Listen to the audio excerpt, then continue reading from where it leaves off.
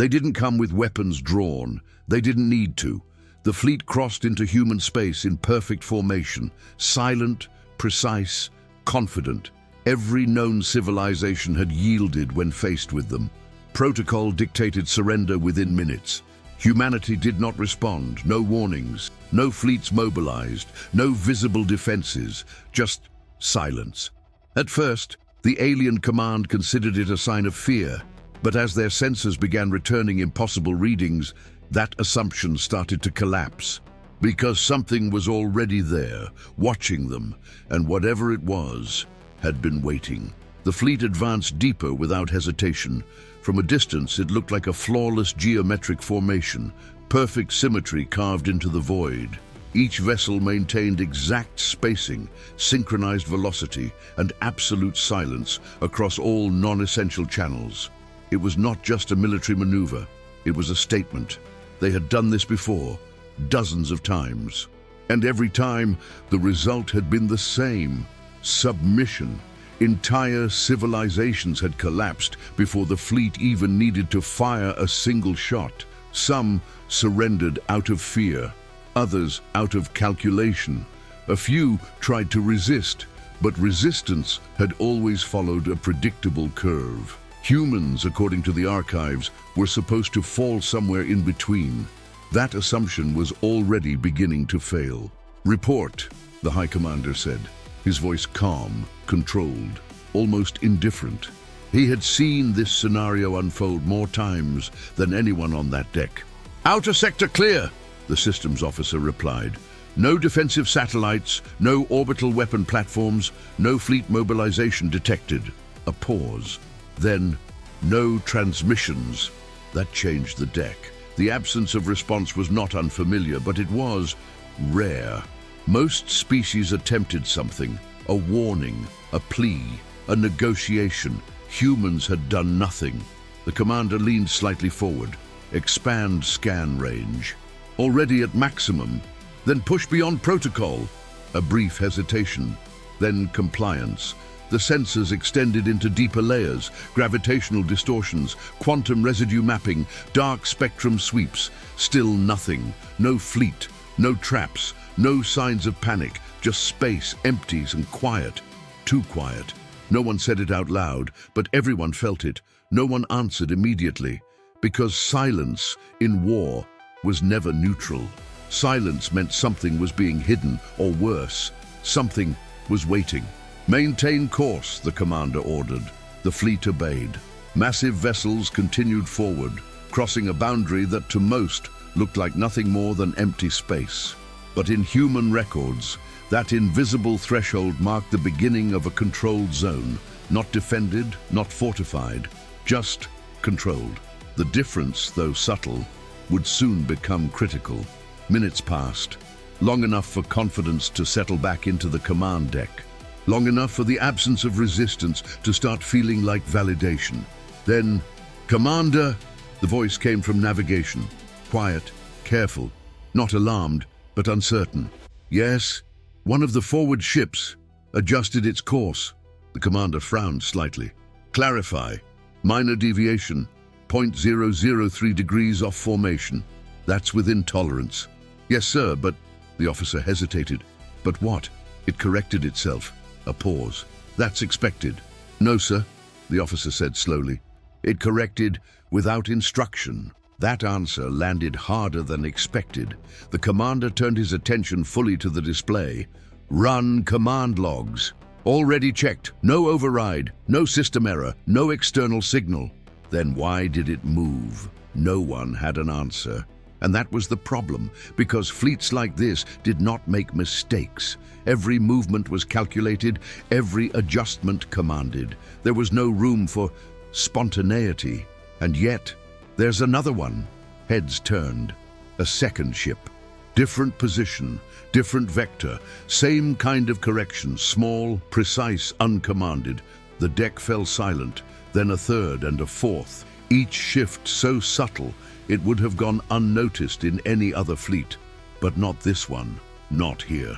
What unsettled them most was, the systems officer began, his voice tightening slightly, the pattern. "Explain." The corrections aren't random. A longer pause. They're aligning to something. Something? The commander repeated. Yes, sir. What something? The officer didn't respond immediately because the answer didn't make sense. They're aligning to a center point. The commander's eyes narrowed. Where? The officer zoomed the projection outward. Coordinates recalculated. Vectors extended. Lines intersected, and then the center point appeared. Not ahead of the fleet. Not behind, but inside it. No one moved, because suddenly everything looked different. Part 2. No one on the command deck spoke for several seconds. The projection remained suspended in the air above the central table, each ship marked by a pale tactical glyph, each slight trajectory shift, now connected by thin lines that converged toward the same impossible point. Not outside the formation, not ahead, where a gravity source or hidden installation might logically sit. Not behind, where wake distortion could explain the pattern. Inside the fleet. The commander rose slowly from his chair. Magnify. The display obeyed. The officers expected to see a cloaked object, a mine, a drifting mass, some hidden gravitational lure or sensor ghost embedded between ships. There was nothing there, only open space, a patch of vacuum indistinguishable from every other patch of vacuum around it. And yet every autonomous correction made by the fleet's navigation systems was subtly orienting around that emptiness, as if the ships were compensating for the presence of something all instruments failed to register. Run visual confirmation, the commander said. We are. Run it again. A second layer of scans swept the same coordinates, then a third, high-band imaging, polarized thermal contrast, quantum scatter interpolation, micro-lensing analysis, even the old brute force methods that younger officers mocked as obsolete. Nothing. The center remained empty. That answer landed harder than expected, because now there were only two possibilities. Either the most advanced fleet ever assembled was malfunctioning in a perfectly synchronized way, or human space had just demonstrated a capability the fleet did not understand. The deck fell silent. Even command forgot to speak. Then the communications officer looked up from her station, tension tightening her voice. Commander, we just received a transmission. Every head turned. Source? She swallowed once. The center point. No one moved. The commander's expression did not change, but the air on the deck did. What had been confidence a few minutes earlier had become something slower, colder, harder to name. Audio only, he asked. Yes, sir. Any carrier signature? None. Encryption? None detected. A language map? The officer frowned. It's already in ours. That changed the deck. Not because translation was impossible. Almost any advanced species could force machine translation across known linguistic structures. But this was not machine conversion. The grammar, cadence, and emphasis markers were native grade. Whoever sent it understood their language well enough to sound like it belonged there. Play it! The speakers activated. For a moment, only static filled the deck. Soft, grain light, almost delicate. Then a human voice emerged. Calm, unhurried, without strain, anger, or triumph.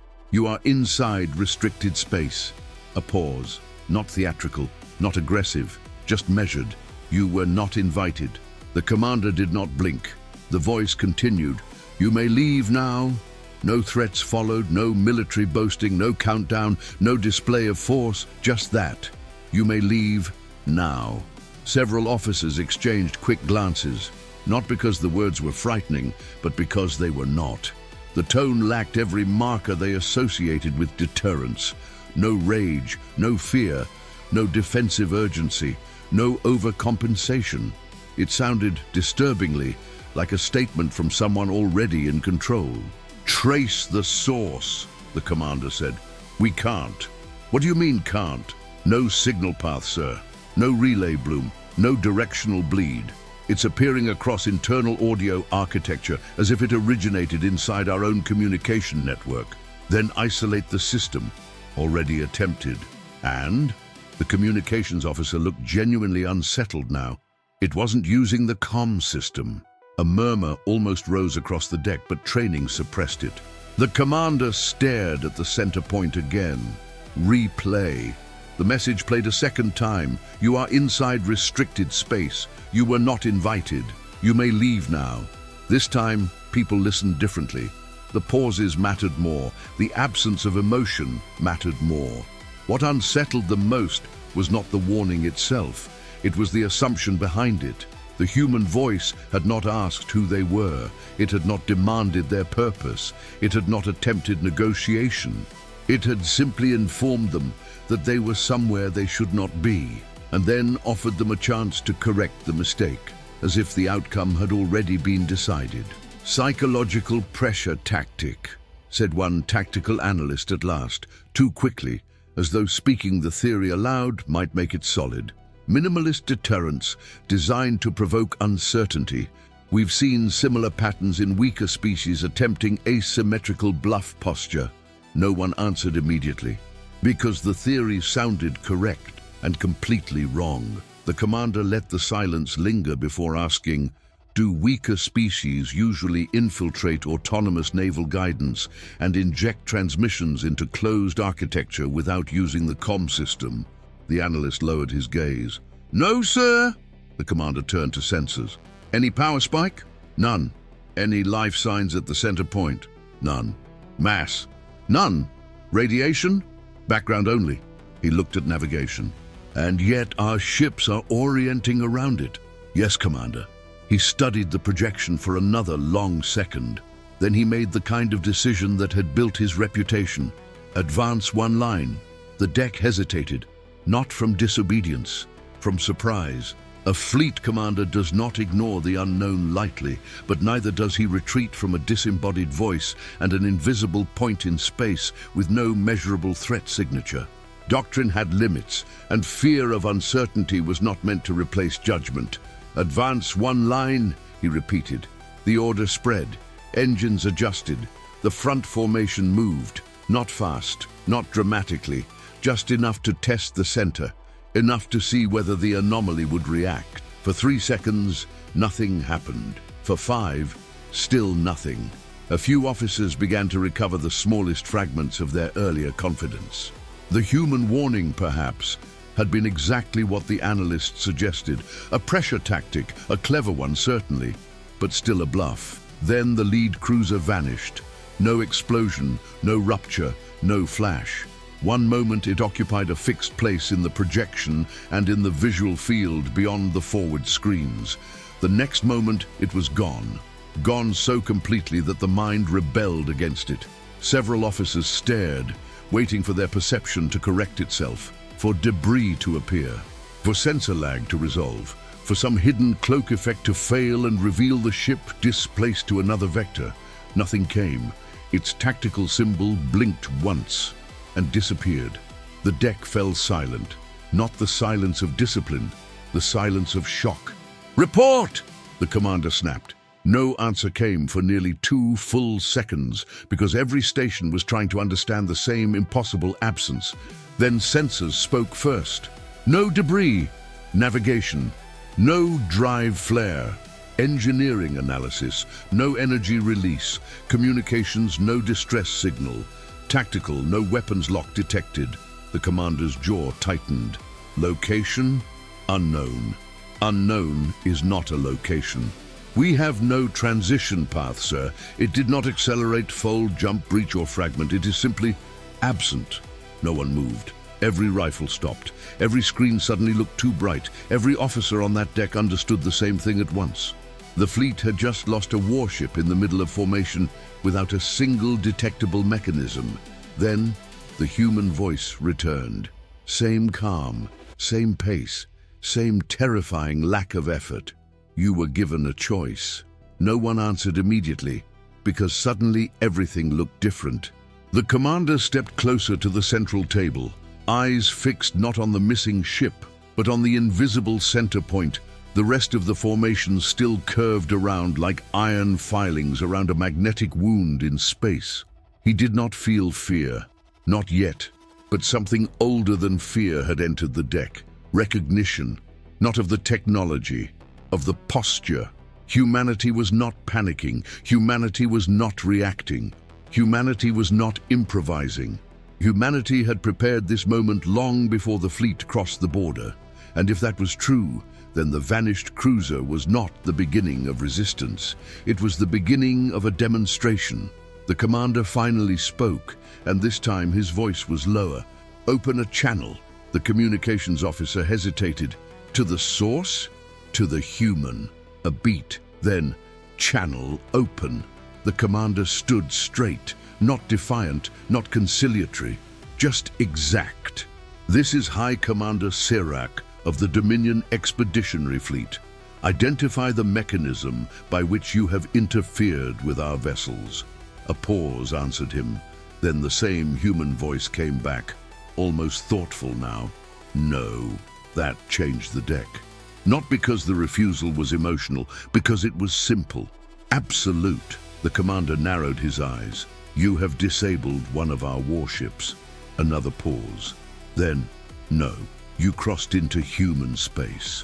One of your warships stopped being your problem." Several officers visibly stiffened. That answer landed harder than expected, because there was no threat in it. No arrogance. Just a line being drawn between cause and consequence so cleanly that it felt less like a military exchange and more like a law of nature. The commander looked at the center point again, then at the rest of his fleet, then back into the silence surrounding that invisible presence. And for the first time since crossing the border, he understood that the most dangerous part of human space might not be what humans built. It might be what they understood. And somewhere beyond the senses, beyond the scans, beyond the reach of every doctrine he trusted, something human was still watching, without hurry, without noise, waiting to see what he would choose next. Part 3. No one on the command deck shifted position, but the posture of the room had changed completely. Confidence had not vanished all at once. Fleets like this were not crewed by amateurs, and panic was not something command tolerated. But there are moments when training stops feeling like strength and starts feeling like ritual. Motions repeated, because the alternative is to admit that the old logic no longer applies. This was one of those moments. The projection still showed the missing cruiser as an absence in formation, a clean gap where a warship of immense tonnage and centuries of combat tradition should have remained. No debris cloud expanded from the point. No system collapse radiated outward. No reactor bloom had marked its death. The void around that space looked untouched, and that was precisely what made it unbearable. Destruction, at least, could be understood. Destruction left signatures. This did not. The commander kept his eyes on the center point and spoke without turning. "Status of the rest of the line." The response came quickly, but not confidently. "All ships operational. Navigation variance? Increasing. Define increasing." The navigation officer swallowed once, fingers moving through layers of data. "All vessels are continuing to perform autonomous micro-corrections around the center point. The pattern is now stronger than before." "Stronger how?" "They are compensating earlier." That answer landed harder than expected.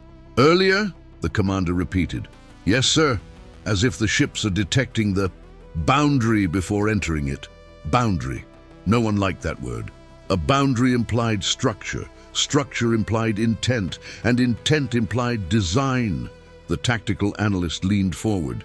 "Can we map the distortion radius from correction onset?" "We're attempting to," navigation replied, "but the shape doesn't hold." "Why not?" Another hesitation. "Because it changes when we observe it." No one answered immediately. The commander finally turned. "Explain that sentence." The officer pulled up 3 layered models over the projection. Each one represented the estimated volume around the invisible center point based on the ship's autonomous course behavior. None matched the others. "Passive observation suggests a spherical displacement envelope," the officer said carefully. "Active scans distort that result. Visual triangulation indicates something asymmetrical. But when we cross-reference live drift behavior from neighboring ships..." The officer stopped. "Continue. It begins to resemble a corridor. A corridor to where? We don't know." That changed the deck. Because a trap? is one thing, a gate is another. The commander's gaze hardened, but his voice remained level. Can it be weaponized? The tactical analyst answered before anyone else could. Anything can be weaponized. Not what I asked. A brief silence. Then, unknown. The human voice had said, "You were given a choice." At first it sounded like a warning. Now it sounded like procedure. The commander clasped his hands behind his back and took one slow step around the table. He was not a reckless leader, but neither had he built his reputation by bowing to the first mystery he encountered. Fleets under his command were not supposed to freeze in place simply because the battlefield refused to explain itself. "Deploy drones," he said. Several officers glanced up immediately. "Probe pattern?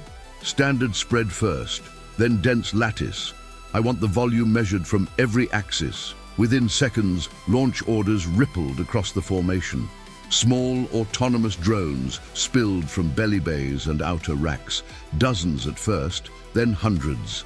Unlike warships, drones could be sacrificed cheaply. Their purpose was simple: touch the unknown, map the response, and turn mystery into geometry. The forward screens filled with tactical markers, tiny points moving in coordinated vectors toward the empty center of the fleet. For a few moments, the command deck breathed again, not from relief, from familiarity. This, finally, was an understandable act. Test, measure, analyze, reduce uncertainty. It was the oldest instinct in any advanced military system. If a thing cannot be trusted, dissect it. The first wave entered the estimated boundary. Nothing happened. The second wave moved closer. Still nothing. The tactical analyst's shoulders eased by the smallest degree. Perhaps the field only responds to mass thresholds or crude signatures. That would suggest selective targeting logic. "Don't guess," the commander said. "Yes, sir." Then one of the drone clusters stopped transmitting telemetry. No flare, no breakup, no signal distress, just silence. The display didn't even show destruction. Their markers simply dulled and disappeared one by one in a line so smooth it resembled deletion more than combat. "Pull back the rest." The order came instantly, but too late. Another cluster vanished, then another. Then something even worse happened. A handful of drones emerged, not all of them, only 7. 7 units drifted back out of the invisible volume on low-power return paths, still physically present, still broadcasting, still intact. The deck leaned toward the data as one. Status. Telemetry fragmented, meaning they're transmitting internal architecture records, but not in sequence. The commander looked to the data officer. "In plain terms." The officer stared at the stream, confusion tightening into visible unease. Their memory logs indicate elapsed mission durations ranging from 4 seconds to 19 hours. A cold silence settled over the deck. "That's impossible," said Tactical. "Yes," said the data officer, "but that is what they are reporting." Were corruption.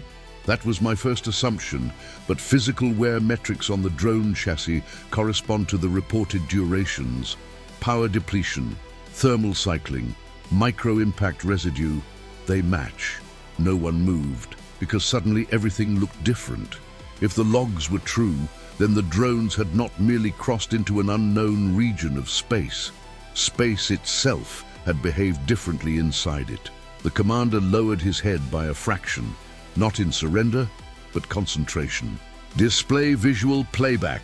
The returning drone's internal recordings were assembled as best the system could manage. Most were garbage, static, frame tears, sudden jumps, lens bloom, broken timestamps. But a few seconds survived from one of the 7. The deck watched. The drone entered ordinary darkness. Then the stars shifted. Not moved, shifted, like a page being turned behind the fabric of reality. Constellation lines bent into impossible arrangements. Distances folded. The drone's own stabilization program began issuing frantic corrections, as if its frame could not decide which direction counted as forward. Then, for less than 1 second, something appeared. Not a station, not a ship, a structure perhaps, but too vast to fit the category. It did not sit in space, it seemed to define it. Angles intersected in ways optics should not permit. Surfaces appeared both near and impossibly distant, black against black, and yet more visible than any star. The recording froze there for 3 frames. 3 frames were enough. The deck fell silent. "What is that?" one officer whispered before discipline caught up with him. No one answered, because there was no language on that deck built for what they had just seen. The commander replayed the 3 frozen frames, magnified, stripped, enhanced, recolored, relayered. The result only made it worse. The structure, or whatever it was, carried no visible signatures of propulsion, no weapon emplacements, no communication arrays, no architecture consistent with any known species. It looked less like an installation and more like a rule. The human voice returned before anyone requested it. Same calm, same unbearable patience. "You continue to test the boundary." The commander did not waste breath pretending ignorance. "What is it?" A pause. "Then, a place you are not permitted to understand from where you stand." That answer landed harder than expected, not because it was poetic, because it was administrative, cold in a completely different way than a threat, the way a sealed vault might answer a fingerprint. The commander stared into the center point. "You expect us to withdraw based on obscurity?" "No," the voice said. "We expect you to withdraw because you still can." Several officers looked toward the commander then, not openly asking the question, but unable to hide it any longer. Was this still an incursion, or had it become a lesson? The commander ignored their eyes and shifted his approach. "You allowed some probes to return?" "Yes." "Why?" A longer pause this time. When the answer came, it did not sound cruel. It sounded worse. "So you would not mistake silence for mercy?" No one answered immediately. The phrase moved through the deck like pressure through cracked metal, because suddenly the vanished cruiser, the impossible logs, and the glimpse of that structure all aligned beneath a single realization. Humanity was not improvising defensive measures. Humanity was curating information, revealing exactly enough to shape the fleet's behavior. The commander had spent his life mastering escalation, how to pressure, how to bluff, how to break, how to corner another mind until resistance became self-destruction. He knew the grammar of dominance better than anyone in the expeditionary chain. And for the first time in decades, he felt that grammar being used on him, not through volume, not through force displays, through restraint. He looked down at the tactical table again and saw his own fleet the way the human voice must be seeing it. Not as a conquering armada, but as an object still deciding whether it would survive its own arrogance. "Commander," engineering said quietly. He turned. "We are registering synchronized phase noise across several core systems. Cause? Unknown. But it is not damage. It's almost as if our ships are being observed." The commander's expression did not shift, but a dozen officers did. "Observed by what?" Engineering hesitated. "I don't know, sir. Diagnostic routines are being answered before they complete." That changed the deck. "Answered?" the commander said. "Yes, sir. We initiate system queries, and the solutions populate before internal verification finishes. Not false data, correct data, as if something external already knows what we are about to ask." No one moved, because that was no longer a battlefield anomaly. That was intimacy. Something inside or around human space was not merely capable of touching their ships. It could anticipate their logic, and anticipation in war is deadlier than firepower. The commander let the silence stretch. Then he made another decision, not to advance, not to retreat, to speak plainly. "Human vessel," he said into the open channel. "If we withdraw, do you guarantee safe passage out of your space?" The answer came almost immediately. "Yes." "And if we remain?" The pause this time was so slight it felt less like hesitation than courtesy. "Then you will continue converting warning into evidence." The deck fell silent again. No one liked the precision of that sentence, warning into evidence. It implied that every action the fleet took from this point onward would become proof, not for the humans who clearly needed none, but for the fleet itself. Proof that it had been told, proof that it had chosen, proof that what followed would not be a misunderstanding. The commander inhaled once, slow and measured, then the rear tactical stations erupted. "Commander, contact!" Every eye snapped to the aft display. A new reading had appeared behind the fleet. Then another, then dozens. No drive signatures, no approach vectors, no transition bloom. They had not arrived. They were simply there. Shapes without classification, mass without emission. Positioning that mirrored the fleet's own formation at a distance just outside engagement range. Not attacking, not even targeting, watching. Every rifle stopped, every whisper died. Even command forgot to speak, because the fleet was no longer entering human space. Human space had just closed around the fleet, and somewhere in that tightening silence, the commander realized the most devastating truth of all. The thing inside the formation and the things beyond it might not be reinforcements. They might be parts of the same system, a system humanity had built not to destroy intruders quickly, but to make sure they fully understood why they should never have come. And on every screen, from bow to stern, one impossible fact remained unchanged. None of the new contacts had been detected arriving, which meant they might have been there the entire time, waiting, patient, invisible, human. Part 4. No alarm sounded. That was the first thing that made it worse. Every tactical instinct aboard the fleet expected escalation to come with noise, alerts, targeting locks, power spikes, something measurable, something that could be translated into action. But the new contacts behind them did nothing. They simply existed, arrayed in a formation that mirrored the fleet's own geometry with unsettling precision. Not aggressive, not defensive, just aligned. The commander didn't turn immediately. He kept his eyes on the center point, the invisible presence still bending his ship's behavior from within, before finally shifting his gaze to the aft display. "Confirm readings. Multiple contacts," sensors replied. "Mass detected. No propulsion signatures, no energy output. Range fixed." "Fixed," he repeated.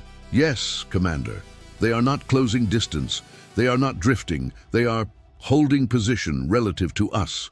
That answer landed harder than expected, because space did not allow for relative stillness without propulsion.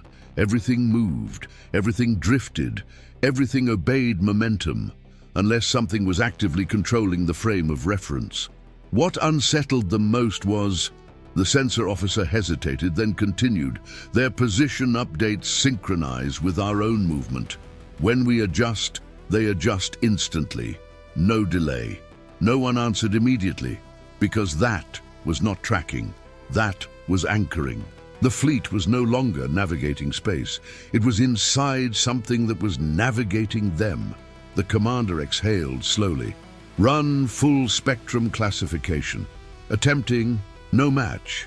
Compare against all archived species signatures. Already done." "And?" The officer's voice dropped slightly. "They don't correspond to any known construction logic." That changed the deck. Unknown ships were not unusual. Unknown behavior was.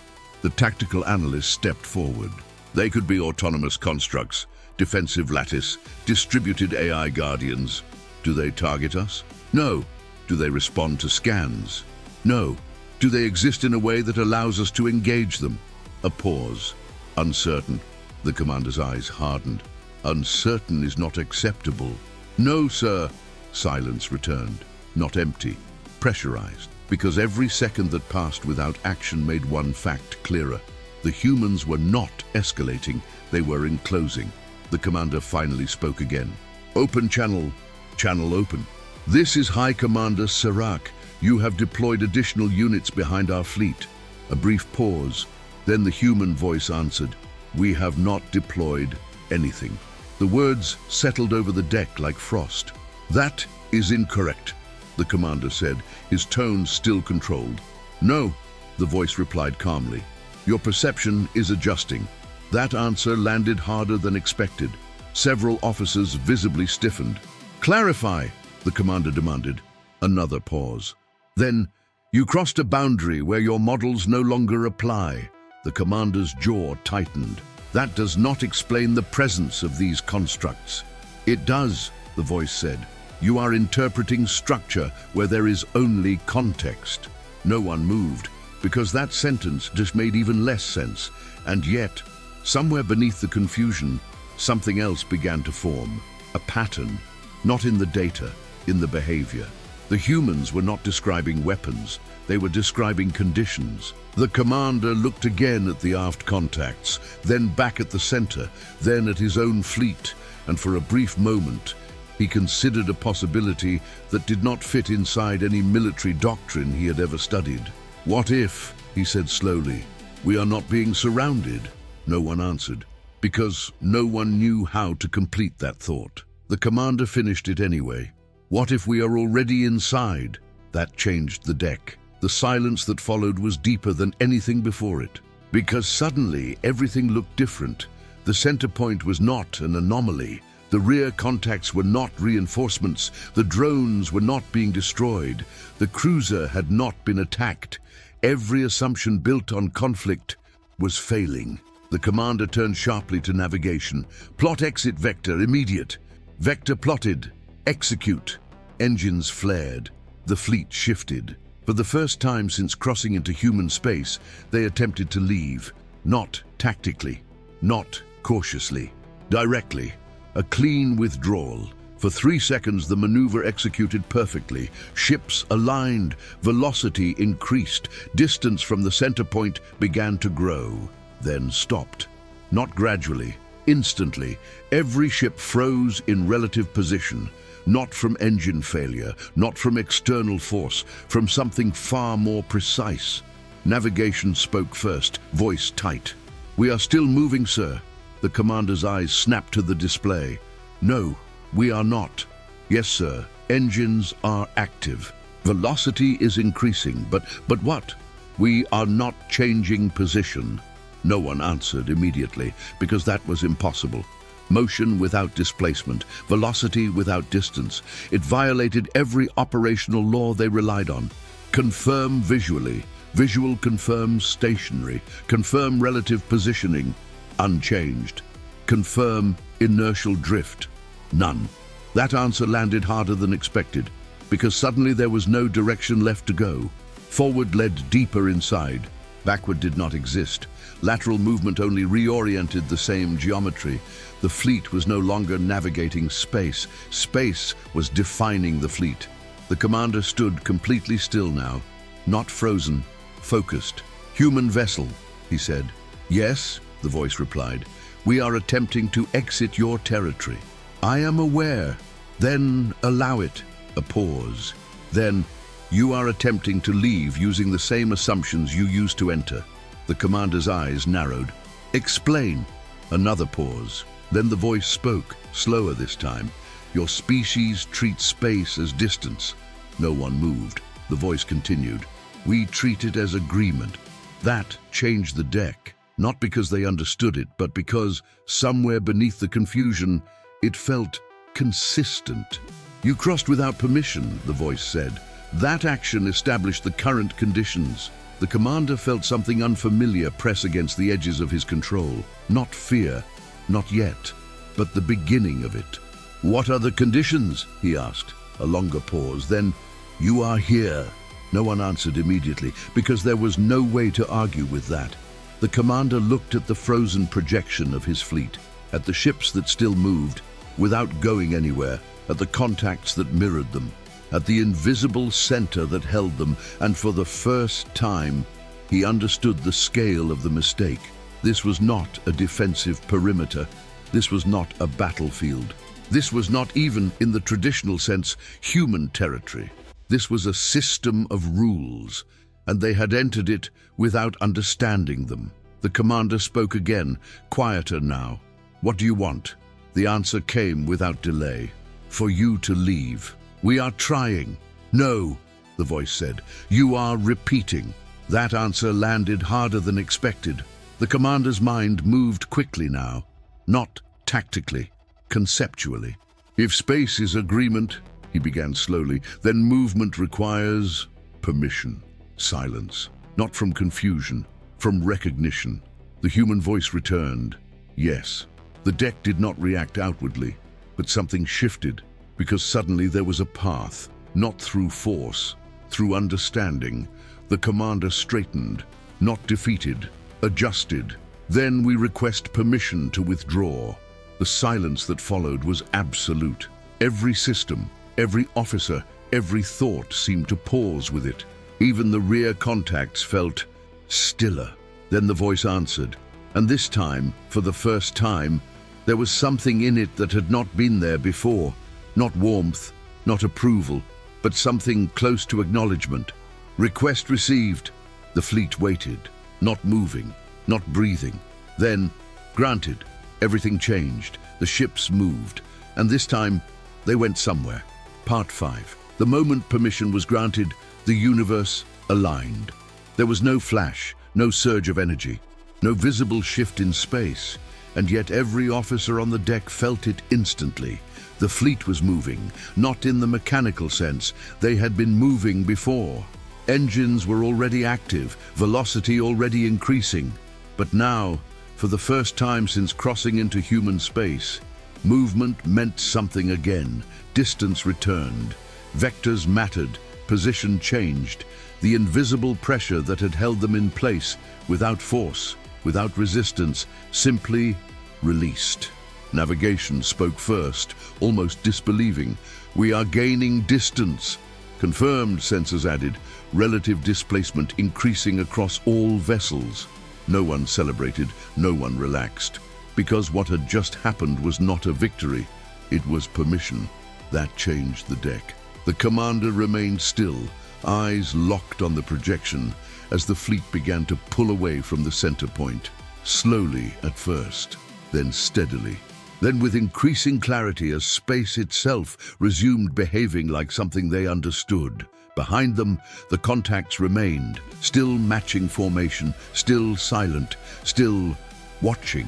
What unsettled them most was, the tactical officer began quietly, they're not pursuing.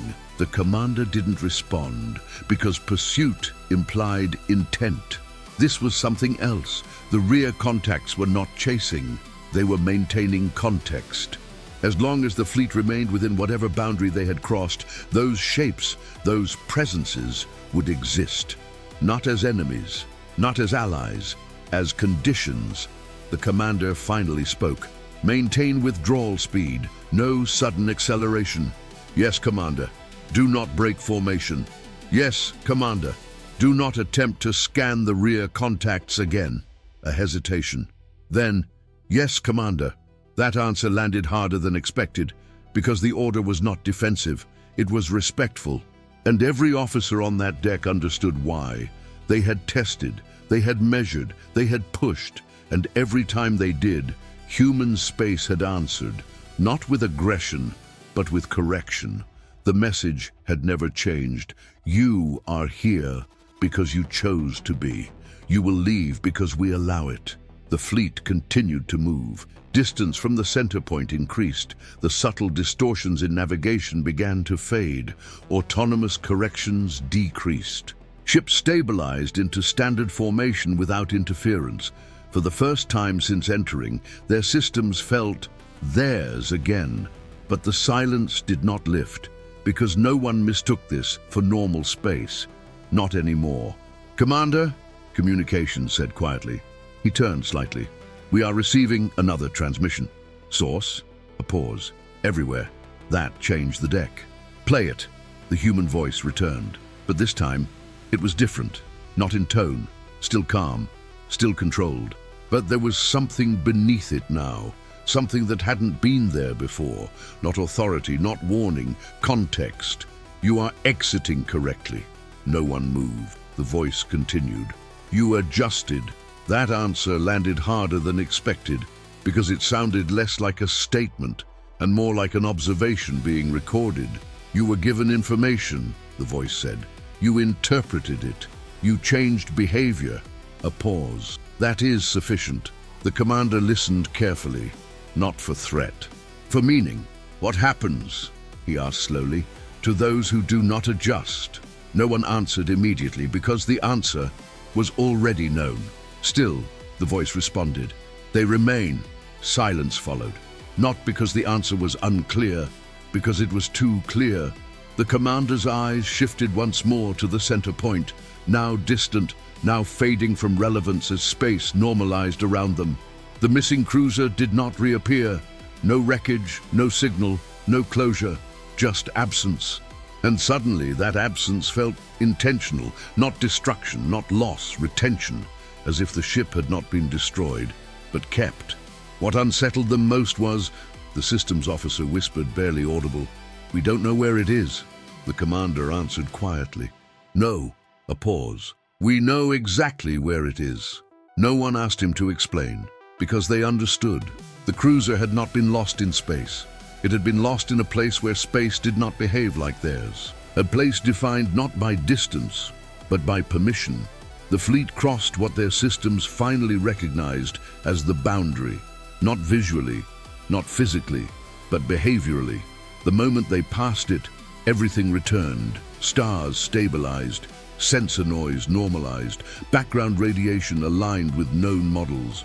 The rear contacts vanished, not retreating, not cloaking, not jumping, gone. As if they had never existed, the deck fell silent, not shocked, not confused, just still. Because no one believed they had truly disappeared. They had simply stopped being necessary. The commander remained standing, hands behind his back, eyes forward. Status, all systems nominal, no anomalies. Fleet intact. The words sounded correct. They felt meaningless, because nothing about what had just happened fit inside nominal. The commander finally gave the order. Full withdrawal. The fleet accelerated.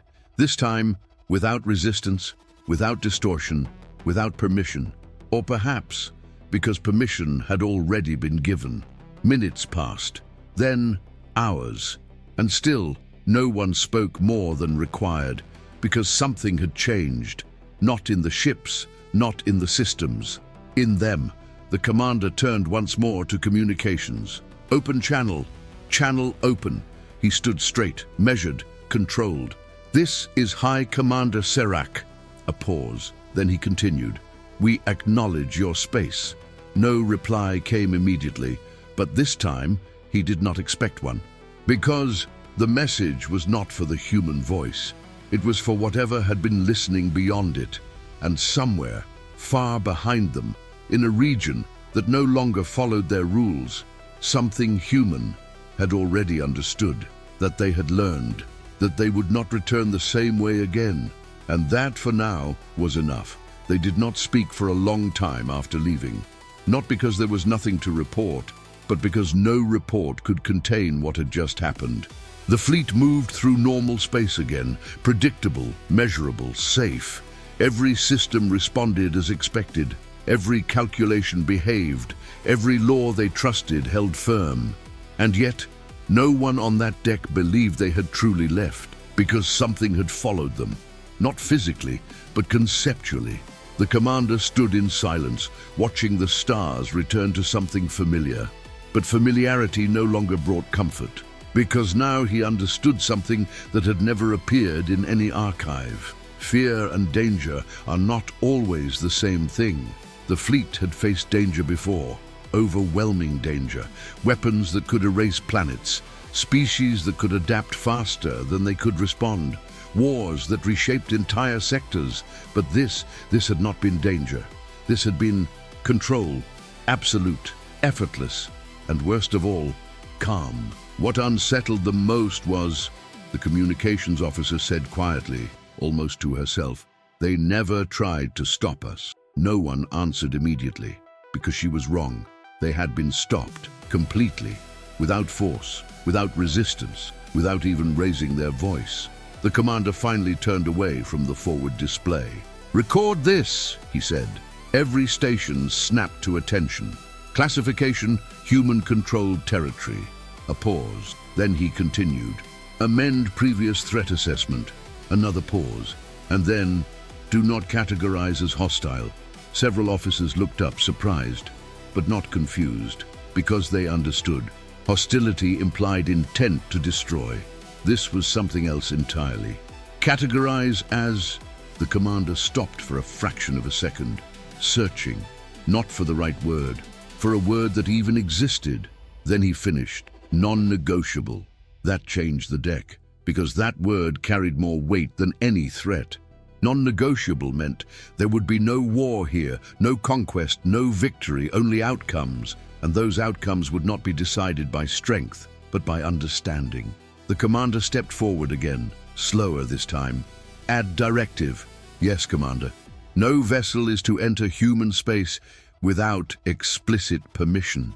He paused, then added, not because we cannot fight them, a longer pause, but because we do not understand them.